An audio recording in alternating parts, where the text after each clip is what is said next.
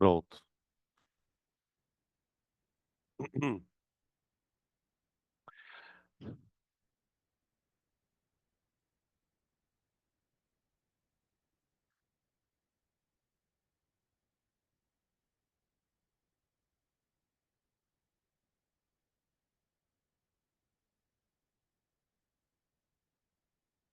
Eu vou colocar um termo, um título mais geral, chamado de movimentos em duas dimensões, tá?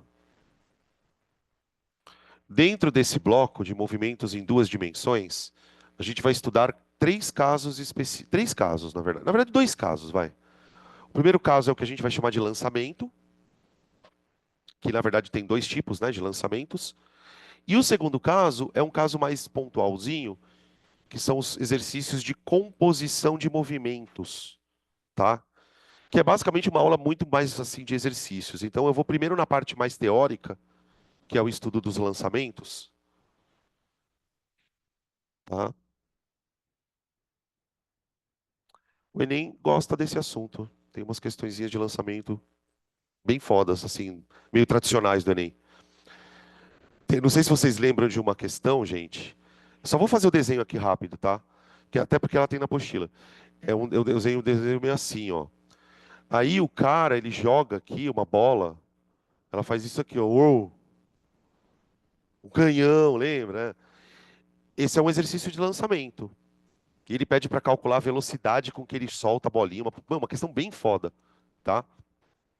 Esse é um assunto que quando o Enem cobra, eles costumam caprichar na dificuldade da questão, tá? Questões de lançamento. Bom, a gente vai dividir em duas partes. Eu vou fazer primeiro o lançamento vertical e depois, se você entender o vertical, o oblíquo fica bem de boa, tá? Então eu vou colocar assim, ó, parte um.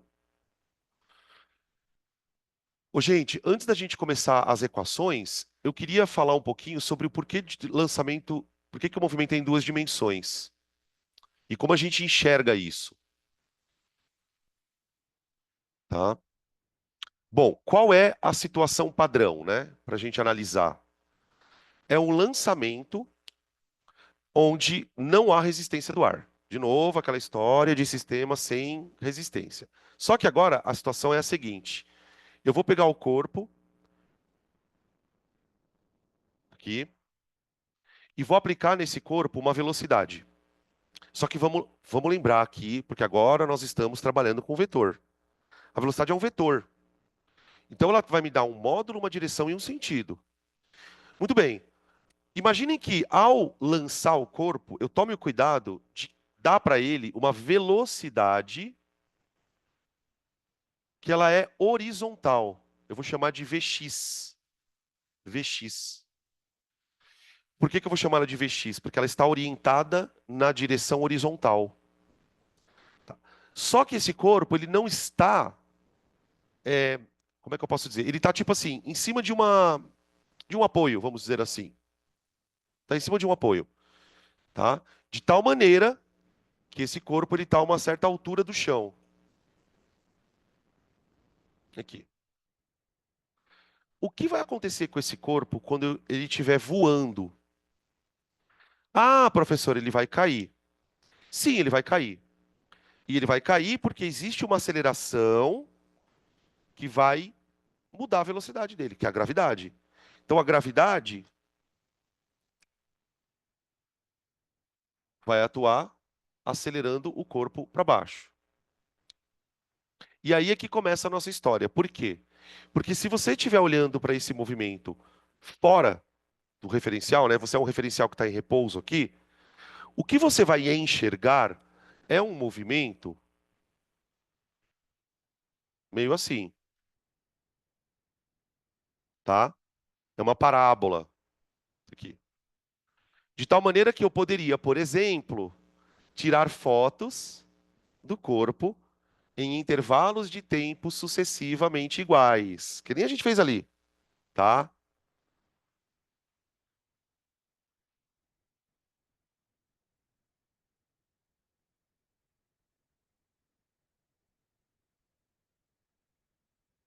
Pronto.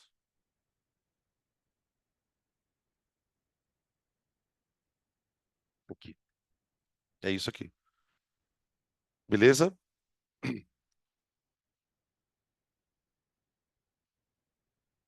É basicamente isso que a gente quer estudar. Observa uma coisa, gente.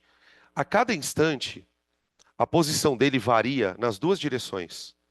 Ela varia na horizontal, justamente porque a cada instante ele está andando mais para a direita, mas ela também varia na vertical.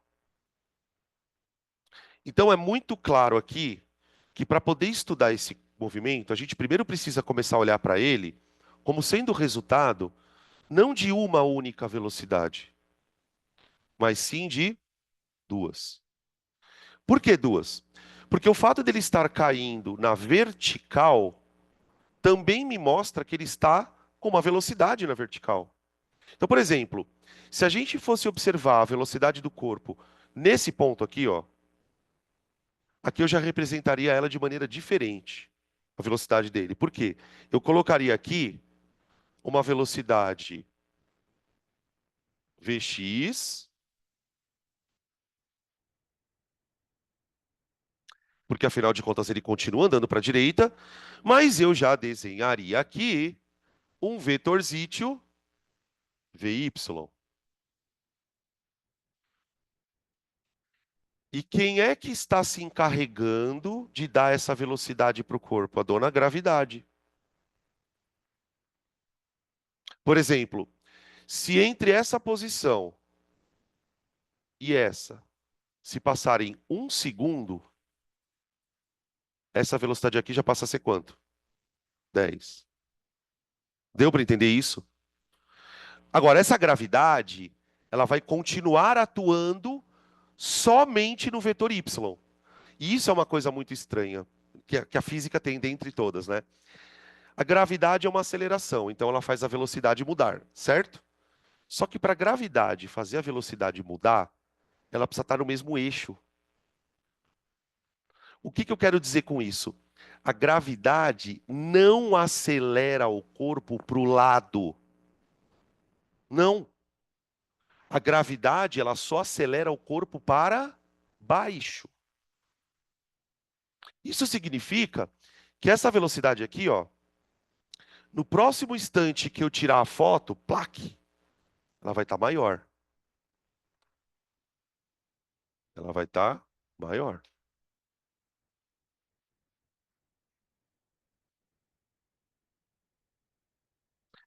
Em contrapartida, a velocidade Vx continua do mesmo tamanho, nem maior, nem menor. Perceberam? E assim vai. Seja lá quantos segundos você esteja tirando. Ah, Vx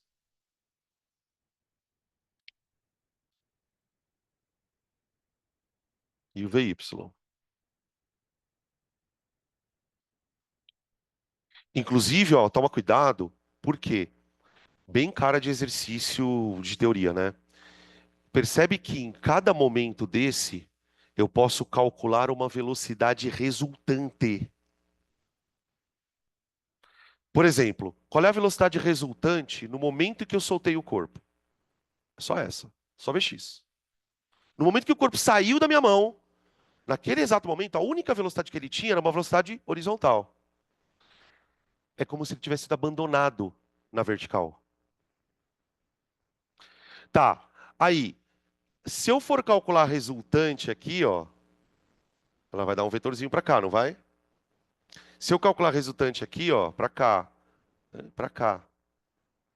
As velocidades resultantes, se a gente fosse calcular uma por uma, né, assim, os vetores, elas ficariam assim, ó, pessoal. Só que seria a velocidade resultante, ó. Ó, ó, tá?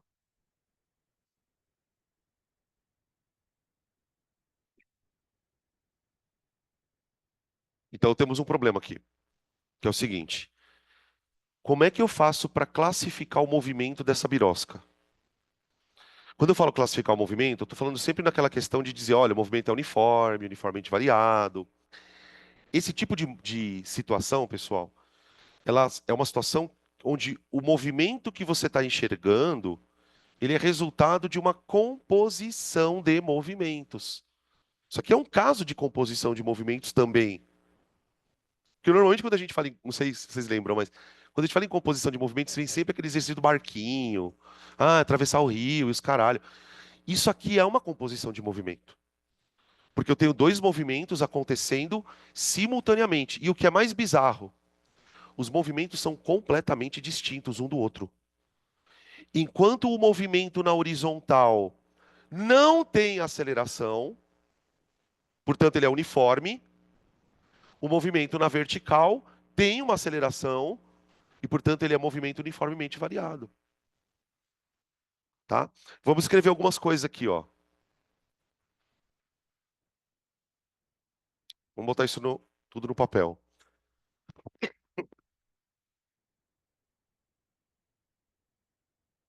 Ó, características do movimento.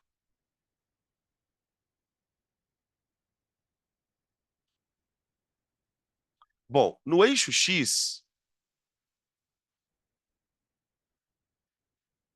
a gente não tem aceleração atuando.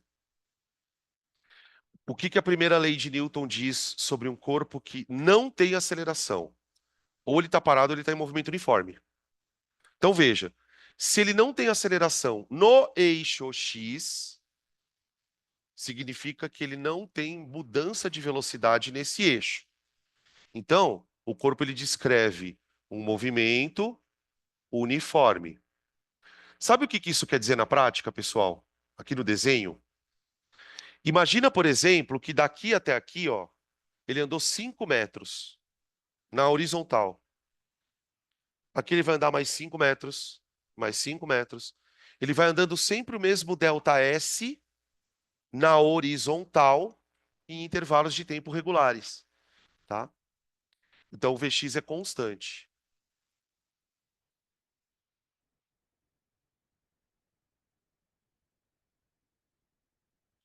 Então a gente pode, por exemplo, criar uma equação de posição para o eixo X.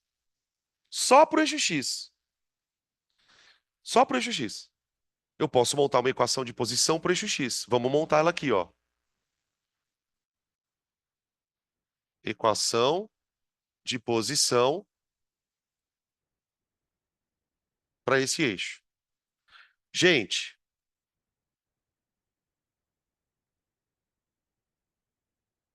olha como eu estou escrevendo a equação de posição para o eixo X. Olha quem apareceu! Quem? O sorvete. S igual a S0 mais VT. Professor, você não vai usar o sorvetão? Não. Por que que eu não posso usar o sorvetão aqui? Porque é uniforme. O que que é SX? É a posição que ele anda aqui, ó. O S0 seria a posição dele no eixo X, ó, no momento inicial. Então aqui, ó, ele tá aqui em cima, não tá? No eixo X, eu vou considerar uma reta aqui, ó, como se aqui fosse a origem. Então imagina aqui uma retona, aqui, ó. Essa retona é a posição no eixo X, ó. Então imagina o seguinte, ó, quando o corpo está aqui no começo, a posição horizontal dele vem aqui. Depois ela vem aqui, depois ela vem aqui. Ela vai fazendo isso, ó. Isso, tá vendo? Eu quero saber como essa posição varia no tempo. Exatamente daquele jeito ali. Se eu adotar que isso aqui é zero, ó, então a equação de posição é igual a Vxt.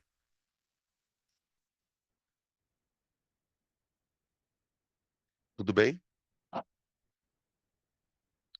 Que tipo de perguntas o exercício pode me fazer onde eu precisaria usar essa equação? A pergunta mais comum que se faz nesse contexto é o tal do alcance. Famoso alcance. Porque, gente, vamos pensar um pouquinho. Aqui não precisa ser muito físico para imaginar isso. Você concorda que essa distância aqui, ó, ela está muito associada a duas coisas. Primeiro, a velocidade que você imprime. Por exemplo, se eu jogar esse corpo com uma velocidade muito alta, ele pode cair mais para frente. Se eu jogar o corpo com uma velocidade menorzinha, ele pode cair mais para cá. Então, a velocidade interfere. E de uma certa forma, o que interfere também é a altura do corpo. Porque a altura, ela vai interferir no tempo que o corpo fica voando. Se o corpo é colocado a uma altura muito grande, o tempo de queda dele é maior. Se o tempo de queda dele é maior, pessoal, ele vai mais longe, não vai? Então pergunta, como é que eu faço para encontrar o alcance do corpo usando aquela fórmula?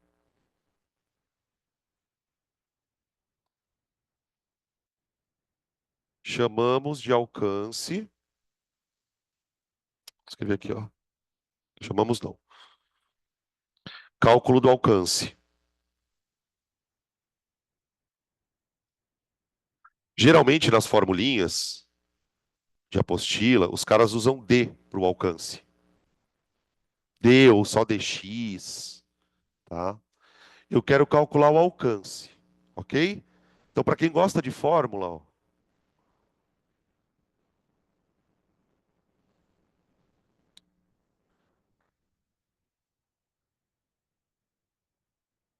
eu não queria que vocês decorassem a fórmula, eu queria que vocês entendessem a lógica dela, ó. Isso aqui é o alcance. Para você pegar o alcance, você pega a velocidade dele e multiplica pelo tempo de queda, que é o tempo que ela ficou voando, tá?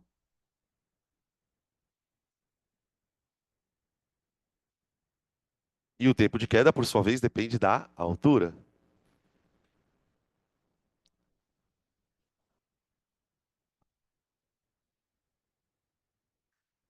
E no eixo Y, hein? O que que a gente tem no eixo Y? Bom, no eixo Y, pessoal, a gente tem exatamente uma queda livre. Imagina a seguinte situação, quer ver, ó? Imagina que eu vou fazer um experimento que é assim. Eu vou lançar essa pedra no vácuo, só que eu vou fazer o seguinte, no mesmo momento em que eu lançar a pedra aqui, ó, eu vou pegar uma outra pedrinha aqui, ó, e vou abandoná-la. Então vai ter uma voando e uma caindo. Se a gente conseguir tirar fotos em intervalos de tempo sucessivamente iguais, a gente vai perceber que a altura das duas pedrinhas é sempre a mesma. Ao mesmo tempo em que uma pedrinha está fazendo isso, ó, a outra fez isso. Isso. Isso. Tá? O que que essa experiência mostra para mim? Que o movimento Y não tem nada a ver com o movimento X. Tanto é que eu tenho duas pedrinhas fazendo o mesmo movimento vertical. Só que uma delas está sendo arrastada para o lado e a outra não. Se você já ouviu a expressão princípio da independência dos movimentos, você está falando exatamente desse tipo de situação. O princípio da independência dos movimentos diz o quê? Que quando um corpo estiver fazendo um movimento em duas dimensões, você pode analisar as dimensões separadamente.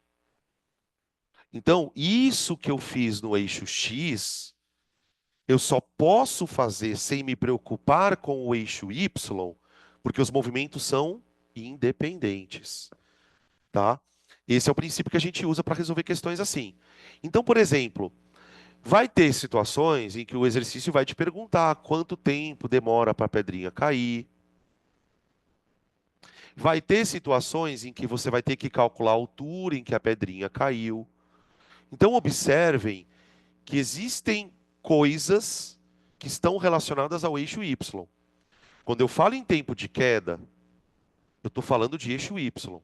Então, no eixo Y, a gente pode montar equações também. No eixo Y. Só que as equações do eixo Y, elas são para movimentos uniformemente variados. Variados.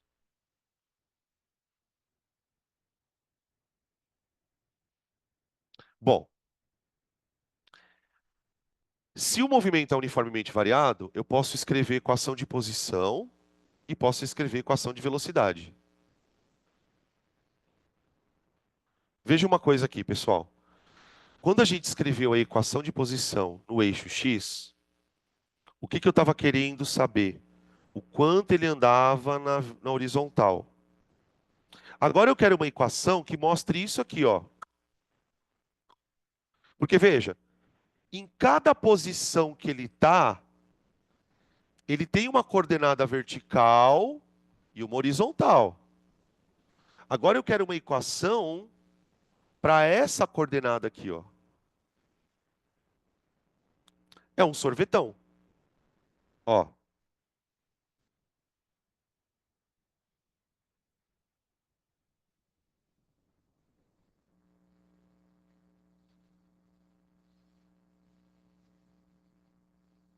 olha quem apareceu agora. Com algumas coisas, né? O corpo partiu daqui. O corpo partiu daqui. Eu vou considerar que na vertical, aqui é a origem. Na vertical, aqui é meu zero. E ele vai descer para o sentido positivo. Então, vê. Zero. Outra coisa, né? No momento que ele foi lançado, a velocidade inicial dele vertical, ó, também era zero. Então, tchau. A única coisa que ficou foi a gravidade. Então, SY igual a 5t quadrado. Vocês perceberam o que acabou de acontecer aqui? A gente já viu essa equação hoje. Equação do quê? Queda livre de um corpo na Terra.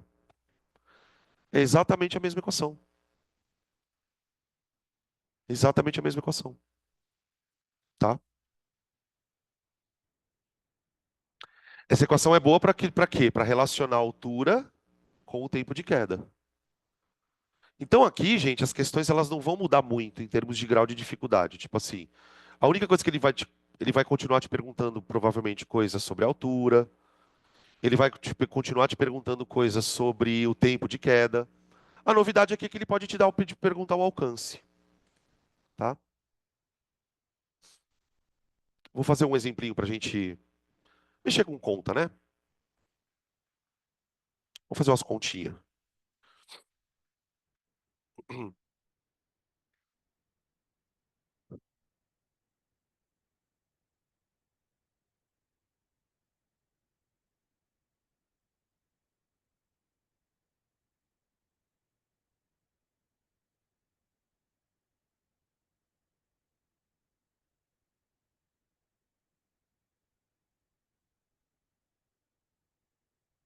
pegar aqui.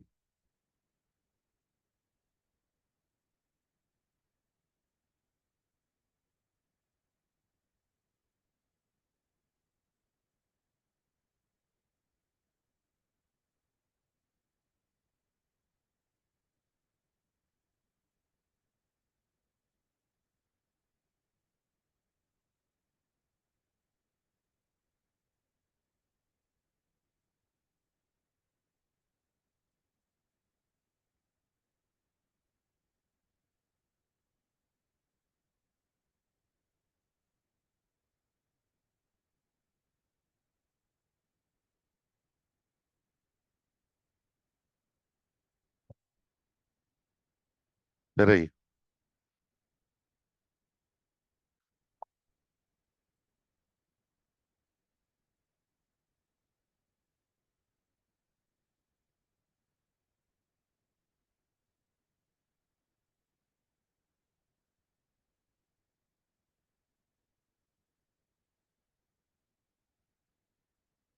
Ó, a gente vai fazer três coisas, tá? É um exercício meio padrão. Se você pegar exercícios de lançamento horizontal, 99% deles é assim. Ele te dá uma velocidade, te dá altura e pede o alcance. É basicamente essa a situação, tá? Mas eu vou aproveitar o exercício para fazer algumas outras coisas aqui. Então, Considera a seguinte situação, tá? Um corpo foi lançado horizontalmente, de uma altura de 80 metros em relação ao solo, com velocidade 15 metros por segundo, paralela ao eixo X. Tá? Normalmente eles falam assim, a velocidade está paralela ao eixo X. Justamente para a pessoa entender que a gente está falando de uma velocidade horizontal. Tá? Beleza. Então vamos lá. Escreva as equações de posição. Escreva as equações de posição. Posição para o eixo X, posição para o eixo Y.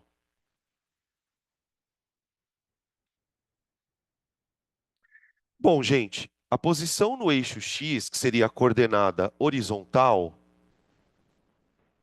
é um só sorvete. Então, S igual a S0, que eu vou considerar que ele parte da origem, mais VT.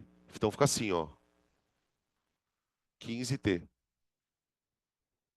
Isso daqui é a equação. A equação de posição na vertical é sempre a mesma birosca, porque a gravidade vale 10. 5T quadrado. 5T quadrado. Tá? Se eu substituir um instante qualquer nas duas equações, o que que eu acho? Por exemplo, vai, substitui um nas duas equações. O que que você acha? Você acha exatamente onde o corpo está, a coordenada do corpo. Ô, gente, lembra da matemática que cada ponto no gráfico é representado por uma abscissa e uma ordenada? Isso aqui é uma abscissa. Tenta imaginar o seguinte, ó. Deixa eu fazer aqui um desenho. Quando o corpo faz isso aqui, ó, assim, ó, tenta imaginar que esse corpo ele está andando num sistema cartesiano. Vou mostrar para vocês, ó. Imagina um eixo aqui, ó, y para baixo, e imagine um eixo x para a direita. Tenta imaginar que a bolinha ela não está andando no vazio. É como se existisse um palco atrás dela. O que que seria esse palco? O sistema de coordenadas. De tal maneira que, por exemplo, quando a bolinha estiver aqui, ó, num certo instante, a posição dela vai ser definida por duas coordenadas. Uma coordenada no eixo x, que seria o SX, e uma coordenada no eixo Y. A única diferença da matemática, pessoal, é a orientação que a gente está dando para os eixos. Na matemática, para cima é positivo, né? Aqui nós estamos fazendo para baixo. Mas aí é uma conveniência minha, porque a partícula está indo para baixo. Entenderam? Então, por exemplo, se eu substituir 2 aqui, eu vou encontrar 30 e 45. 45? Duas, dois, não, 20. Entenderam? Eu vou encontrando as coordenadas do corpo. Tá? Bom, o corpo tinha caído 80 metros, né? O corpo tinha caído 80 metros. E eu quero o alcance. Então imagina o seguinte: quando o corpo estiver aqui, ó, no chão, ele vai ter andado na vertical 80 metros. E eu quero saber quanto ele andou na horizontal. Entenderam? Tá bom, o que que eu faço então? Primeiro você descobre quanto tempo ele demorou para chegar aqui, ó, na vertical. Ou seja, calcula o tempo de queda, né? Para calcular o tempo de queda, o que que eu tenho que colocar aqui, ó? 80. Eu quero saber quanto tempo ele demorou para chegar no chão. Então fica 80 igual a 5t quadrado t quadrado igual a 80 dividido por 5, que dá 16. E o t vale quanto? 4 segundos. Então ele chegou aqui, ó, no instante 4 segundos. Demorou 4 segundos para cair. Então, se ele demorou 4 segundos para cair, ele também demorou 4 segundos para andar na horizontal. Então, se eu substituir 4 aqui, ó, eu descubro o alcance, tá? Então, o alcance, o SX, igual a 5 vezes 4 elevado ao quadrado.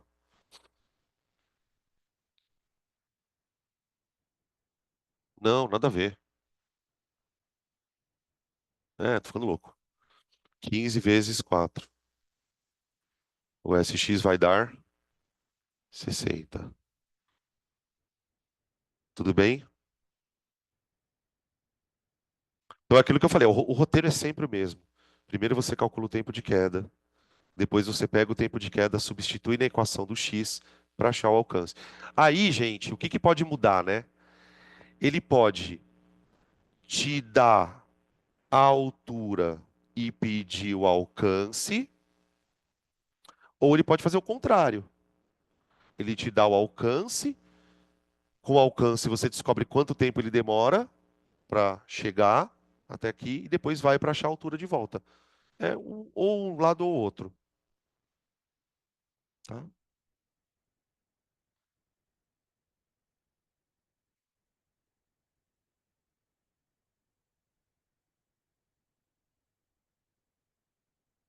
Agora tem uma pergunta muito foda. Essa é foda. Eu quero a equação da trajetória da bolinha.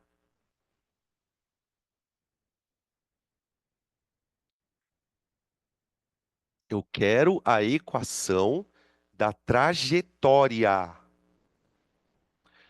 Primeiro eu preciso que a gente reflita um pouco sobre a diferença entre você eu te pedir a equação de posição e a equação de trajetória. A equação de posição se refere à posição que ele está nos eixos x e y. Eu não quero isso. Eu quero essa equação aqui, ó. O que é isso aqui? Hã? É uma parábola. Isso é uma parábola. Aqui, ó. Um. Eu quero a equação dessa parábola.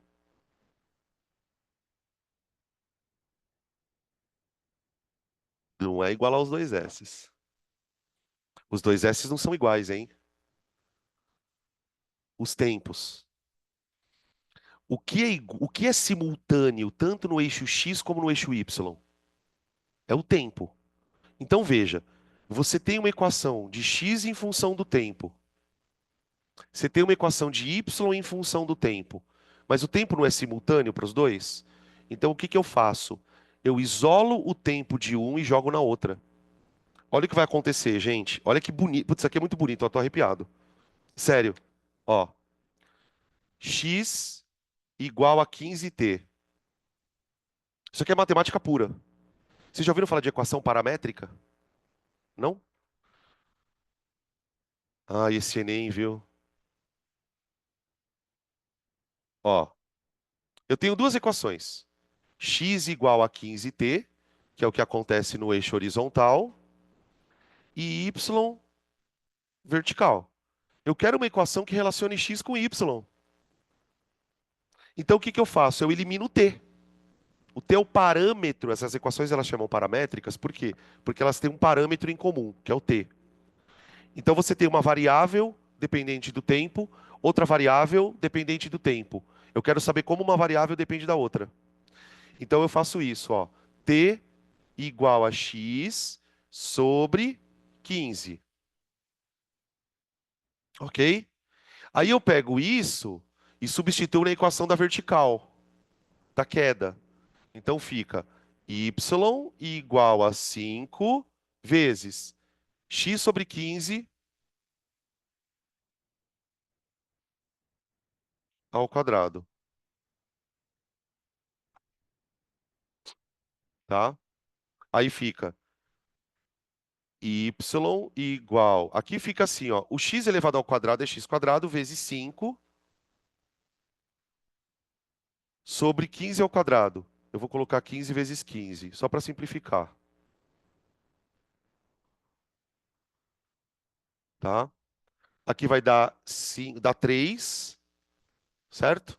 Então a nossa equação da parábola é y igual a x ao quadrado sobre 45. Se você pegar essa equação aqui, ó, e meter num gráfico, você vai encontrar exatamente a trajetória da parábola. Tá vendo aqui, ó? Isso é uma equação de trajetória, que é diferente de a equação de trajetória, ela vai te dar, por exemplo, se a partícula está fazendo curva. Ó, isso não é uma função de segundo grau? Aqui, é uma equação de parábola, tá? E é diferente de equação de posição. A equação de posição, ela mostra as duas em função do tempo, tá? Isso é um tipo de pergunta bem capciosa mesmo, assim. Não é uma coisa que o Enem cobraria, tá? Ele podia cobrar, por exemplo, na matemática. Ele pode criar uma questão dessa, tipo, olha, tem um corpo andando assim e assim. Como é que é a equação da trajetória dele? Aí você tem que isolar o tempo e substituir na outra. Ah, a prova de matemática é muito sem emoção.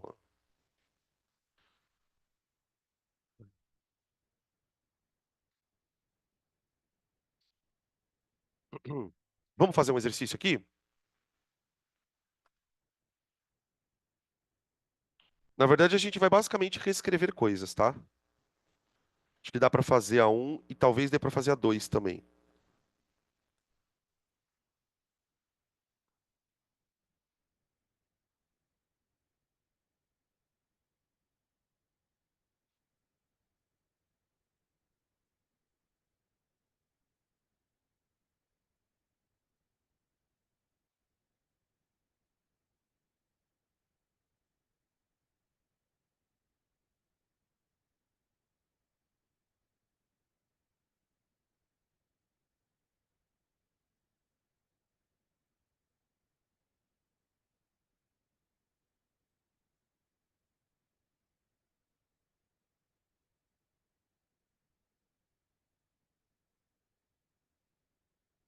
Vamos lá. Estão na página 28, tá, gente?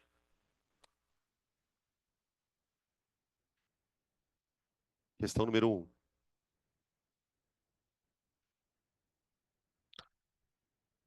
Uma bolinha é lançada horizontalmente com velocidade v0, ele deu a velocidade, de um local situado a uma altura de 20 metros a partir do chão.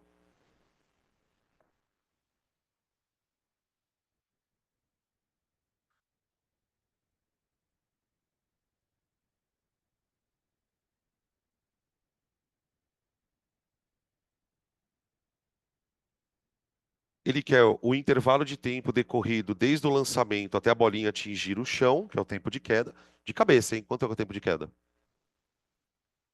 2, né? 2, tudo bem? 2? Ah, professor, como é que você sabe? Uai, 5,15. 5,15. Primeiro, segundo, 5. Segundo, segundo, 15.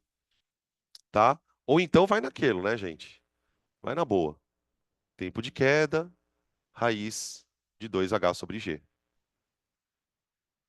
Se você não lembrar do 5,15 ali, né? Tá? 2 vezes 20 na raiz, que dá 40 sobre 10. Olha lá. Vai dar 2 segundos. 2 segundos.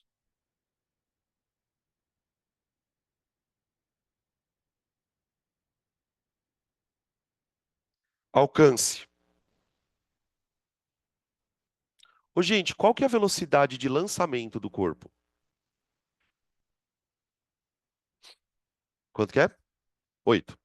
Se vocês forem muito avessos a esse tipo de coisa, porque assim, tem aluno que não gosta de ficar escrevendo equação de posição, Tem um outro jeito mais limpo de pensar, que é o seguinte, ó. O cara tá andando com uma velocidade constante durante um certo intervalo de tempo. Como eu sei que essa velocidade é constante, eu simplesmente faço essa conta aqui, ó. Para quem for muito avesso, ó. Você vai usar o ΔS dividido por ΔT. Só que a diferença é que eu estou chamando o ΔS de alcance e o ΔT de tempo de queda, tá? Escrever isso aqui, pessoal, e escrever isso aqui, ó, é a mesma coisa, só trocou letra, tá? Então fica 6 igual a D sobre 2. Então o alcance vale 12. 12. Depois ele pede o C. Aqui já é uma filha da putagem. As componentes Vx e Vy da velocidade da bolinha no instante em que ela atinge o solo. Na verdade, para ficar mais perfeitinho, seria na iminência de atingir o solo, né? Na iminência.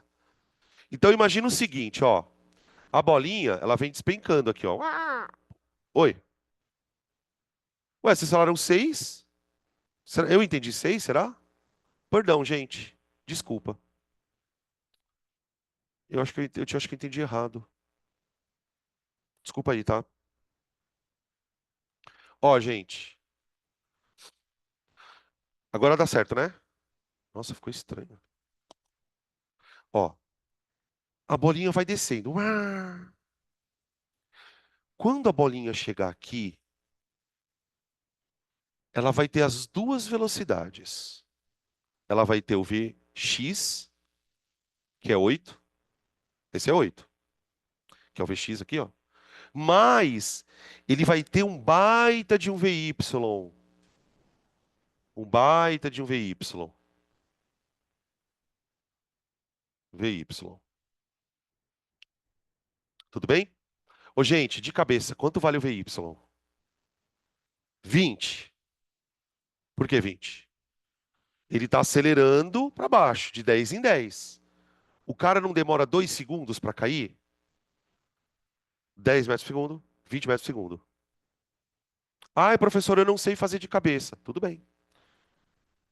Se eu não sei fazer de cabeça, eu uso o vovô ateu. Ó, para velocidade na vertical. Para velocidade na vertical, isso aqui vai valer zero no começo, né? Ó. E a aceleração vale 10, ó. Aquela equação que a gente fez no começo da aula, 10t, ó. Aí eu substituo 2 aqui, porque é o tempo de queda, 2. Então a velocidade Vy vale 20, tá? Então vê, eu tenho dois vetores aqui, ó. O vetor Vx, que vale 8, e o vetor Vy, que vale 20. Eu acho que ele pediu também a resultante, é. Ele pediu a resultante, tá? O Vx vale 8. Deixa eu só escrever aqui. O Vx vale 8. Tá, agora é com vocês, vai. Pra gente encerrar. Como que eu calculo a resultante aqui? Pitágoras. Eu posso usar Pitágoras por quê? Porque esses dois vetores, eles são perpendiculares. Então, se a gente fosse fazer lá aquela regrinha do paralelogramo, né? O vetor resultante ele vai estar para cá, ó. Vou fazer um desenho aqui.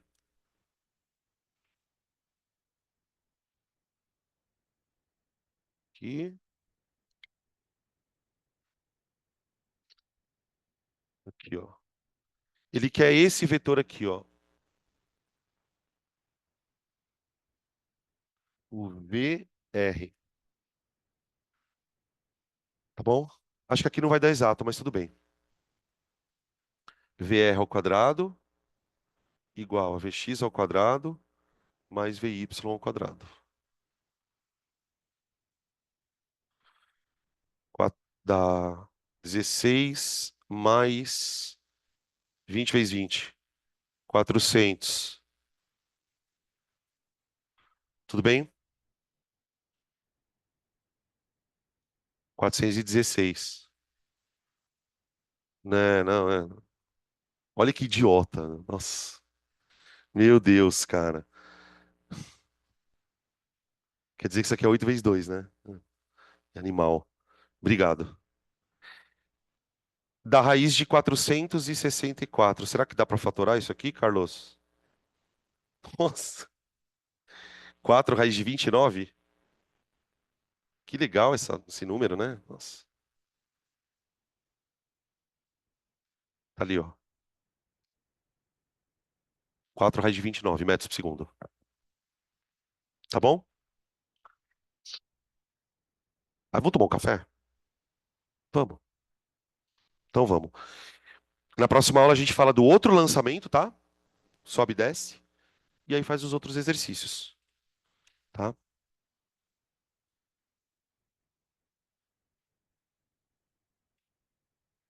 Pessoal de casa, hora do café, tá? Espero que o Eloy tenha comprado pão. É, quando ele tá aqui tem lanchinho. Pode ver, toda terça e quarta tem lanche.